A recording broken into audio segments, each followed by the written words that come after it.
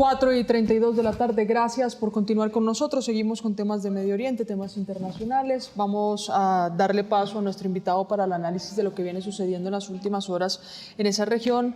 Es Rodrigo Melgar, magíster en conflictos internacionales y analista. Rodrigo, bienvenido a Noticias Caracol en vivo. Muchas gracias, Luisa. Hablemos primero de la noticia de último momento, la confirmación de la muerte del jefe de seguridad entonces del anterior ayatolá, pero que además de las manos derechas de lo que viene sucediendo del poder iraní. ¿Esto qué puede representar en esa escalada violenta o en esa guerra activa que se registra desde los ataques de Israel y Estados Unidos? En realidad, todo tipo de esta suerte de golpes que se asestan, digamos, a la cúpula dirigente, eh, lo que más nos deja evidentemente es una estabilización del régimen en el corto plazo. El problema es que obviamente que toda la estructura, digamos, orgánica del régimen iraní tiene previsto un orden de sucesión, ¿no? Entonces son rápidamente rellenados los espacios que, digamos, que uno va conquistando.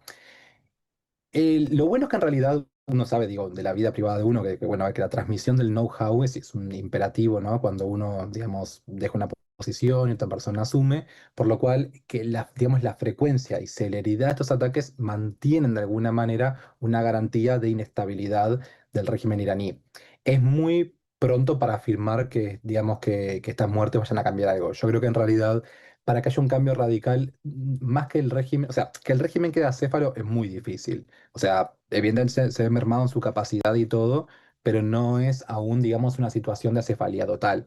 Lo que estamos necesitando para que esta guerra realmente cambie, creo yo, es un brote, digamos, revolucionario propio de la población, o en su defecto, un despliegue militar de tropas de la coalición en el terreno, ¿no?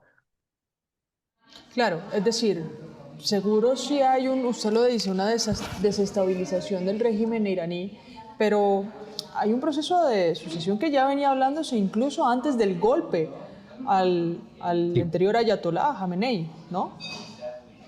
sí.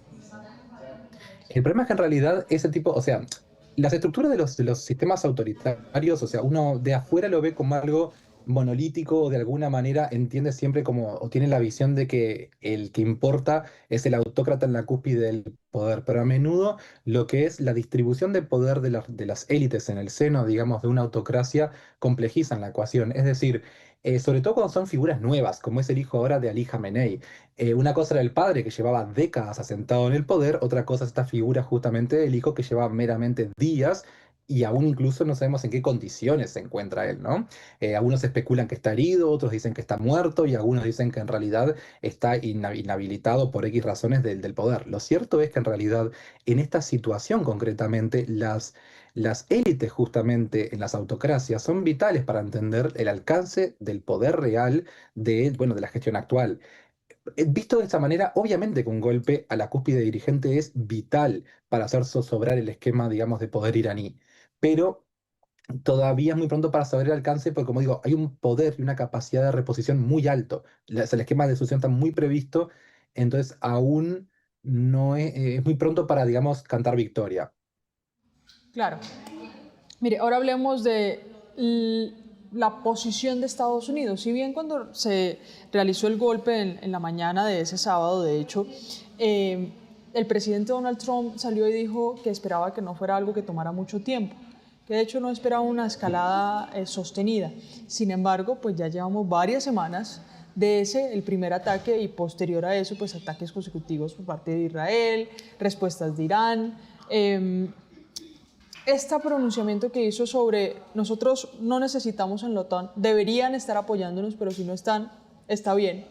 ¿Qué puede marcar en las decisiones o más bien en esa ruta en esta calada en Medio Oriente?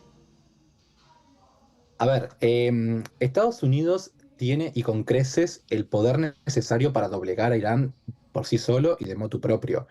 Es absolutamente real que no requiere el consorcio ni la ayuda activa de ningún otro aliado, sea de la OTAN o de los aliados privilegiados de la OTAN, para ello.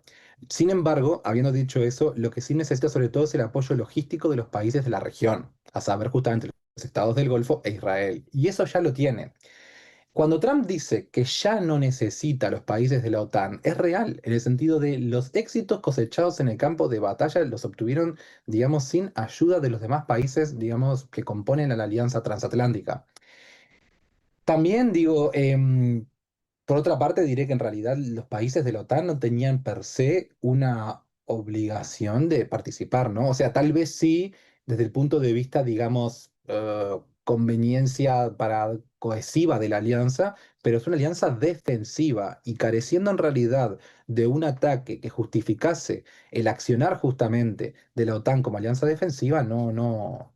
Quiero decir, entiendo de alguna manera narrativamente, obviamente, capaz el sentimiento de traición que está planteando Trump, pero no hay que olvidar que en realidad ninguno faltó su compromiso de palabra real. El compromiso incluso jurídico, más que de palabra, jurídico es defender a mi aliado en caso de un ataque. Y eso no se ha configurado. Ergo, a priori, nadie habría faltado su palabra como tal. Capaz que son aliados medio tibios, podría entenderse, digamos, bajo un paradigma, digamos, desde la Casa Blanca, o un paradigma trampiano, pero más que eso no se les puede acusar de nada. En esa revisión, analista, ¿qué podemos esperar que venga? Porque si bien Estados Unidos tiene toda la capacidad para doblegar al régimen de Irán, no lo ha hecho. A plenitud ha dado Ujú, varios golpes. Ali Khamenei ujú. es el golpe principal. Ahora, pues el más reciente, el de su jefe de seguridad. Pero, realmente, ¿qué sucede políticamente para que, pese a tener la capacidad de doblegar todo el régimen de Irán, no se haya hecho hasta el momento? Yo creo que se contaba primero con una insurrección, digamos, popular que no ha tenido todavía lugar. Eso no significa que no vaya a pasar, significa que en realidad yo he llegado a creer y pensar, y lo manifiesto todavía, que tal vez si esta intervención estadounidense hubiese tenido lugar en enero, digamos, en el marco de las protestas contra el gobierno de los ayatolá, ahí tal vez habría habido una concordancia o una sincronía mayor con la sociedad civil. Hoy, con digamos ya la sociedad civil medianamente aplastada después de las protestas de enero, tiene si se quiere, tiene una erosión, digamos, de la moral y de la capacidad operativa y organizatoria, digamos, grande. Entonces, ahora es complicado contar con ellos para, de alguna manera, empujar o hacer la fuerza, digamos, que desde adentro ayude a la fuerza externa de Estados Unidos. Em, la otra alternativa, como yo dije más al comienzo de este segmento, es que Estados Unidos interviniese, o sea, con tropas en el terreno, ¿no? Eso es lo que pasa, trae aparejado el riesgo de transformarse en una Vietnam moderna, ¿no? Como un Afganistán, o sea, 20 años de lucha contra el Talibán, digamos, en montañas y que no coseche una victoria duradera.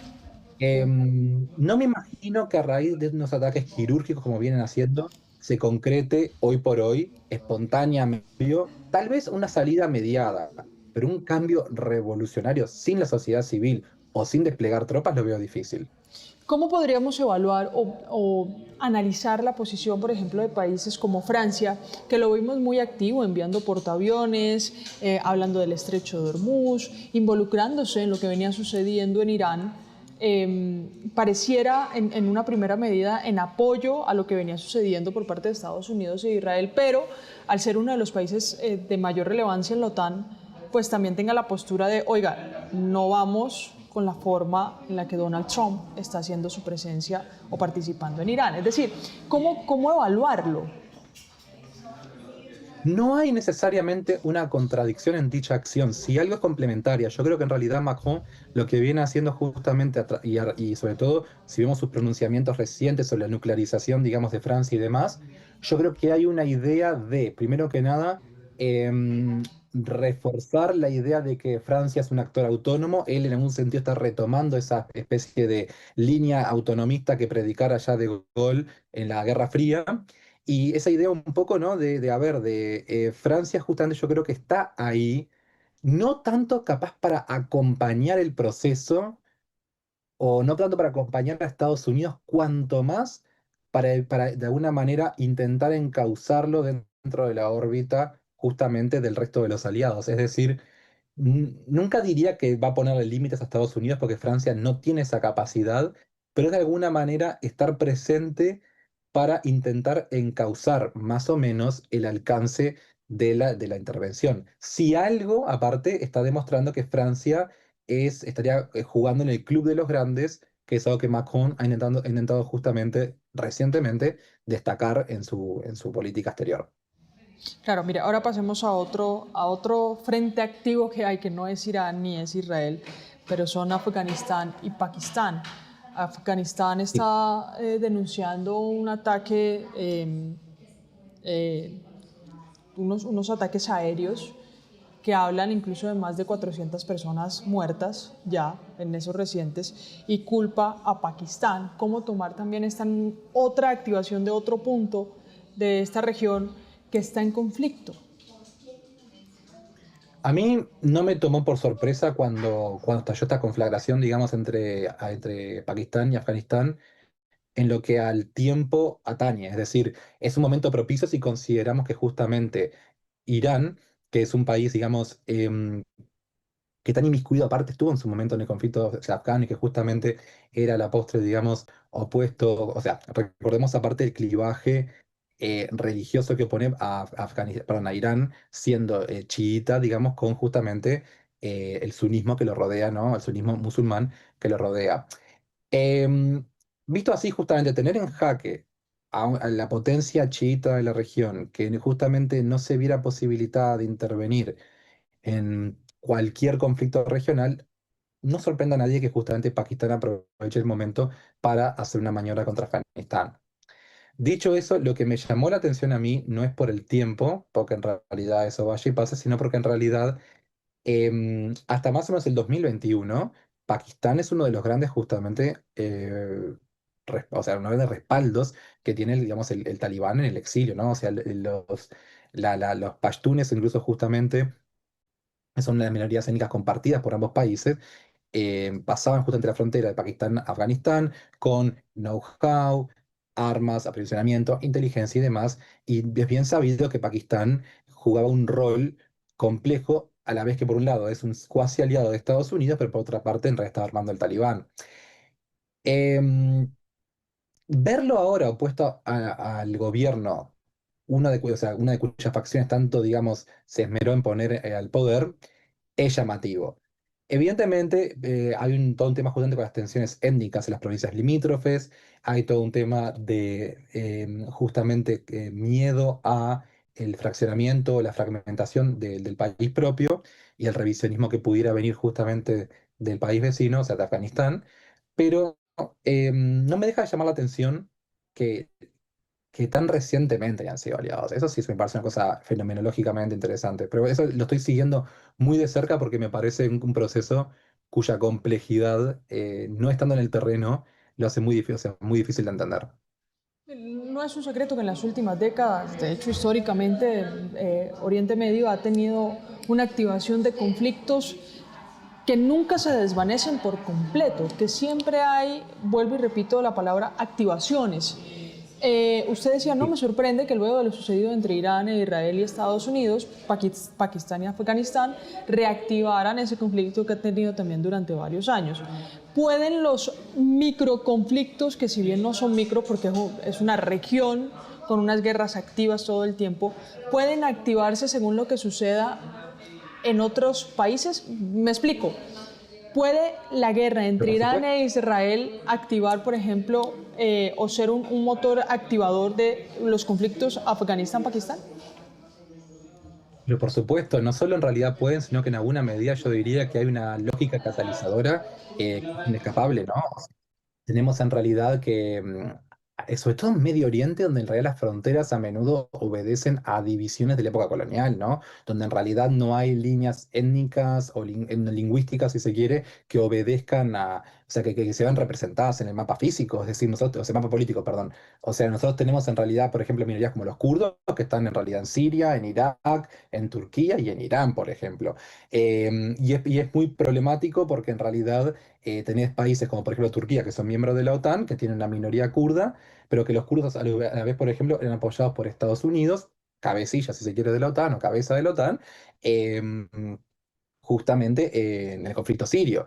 Entonces, esa suerte en realidad de alianzas superpuestas, esa suerte en realidad de intereses a menudo conflictivos, complejizan obviamente la ecuación.